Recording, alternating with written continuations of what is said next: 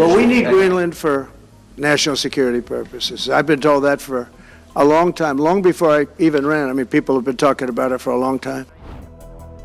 For 75 years, NATO has faced external threats. But now, the alliance confronts an unprecedented challenge. What happens when one member state threatens another? Founded on the principle that an attack against one is an attack against all, NATO has never had to consider, what if the threat comes from within?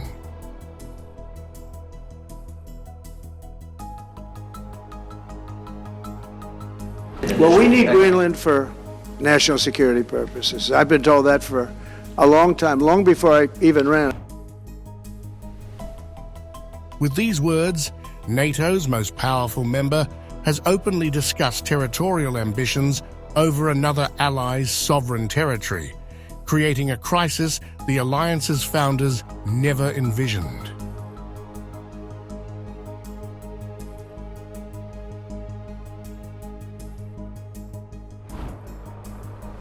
In Brussels, NATO leadership faces a delicate balancing act, maintaining alliance unity while addressing Denmark's security concerns.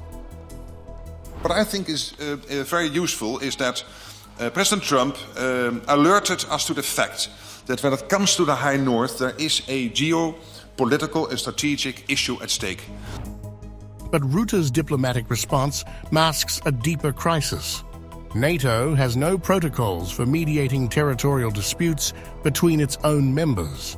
The alliance's founding treaty never contemplated such a scenario.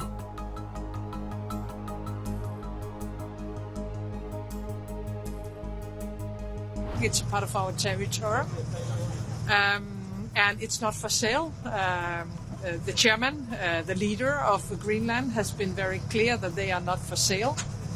I totally agree with the Americans that the High North, that the Arctic region is becoming more and more important when we're talking about defense and security and deterrence.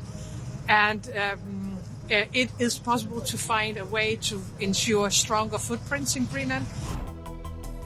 Denmark's $2 billion military investment in Greenland now serves a dual purpose, deterring traditional adversaries while sending a clear message to allies.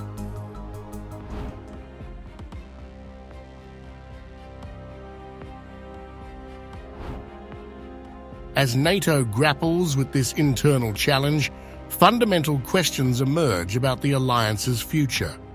Can NATO's collective defense guarantee hold when the threat comes from a member state? I've said it before, and I say it again. I'm deeply concerned about the security situation in Europe. We are not at war, but we are not at peace either. The good news is that we know what to do to protect our people and way of life, now and in the long term. We just need to do it. That means we need to invest more in defense and produce more capabilities. This cannot wait.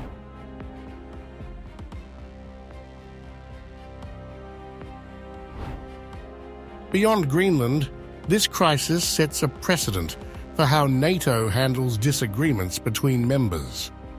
With rising tensions in the Eastern Mediterranean and other territorial disputes simmering between allies, the alliance's response could reshape its future.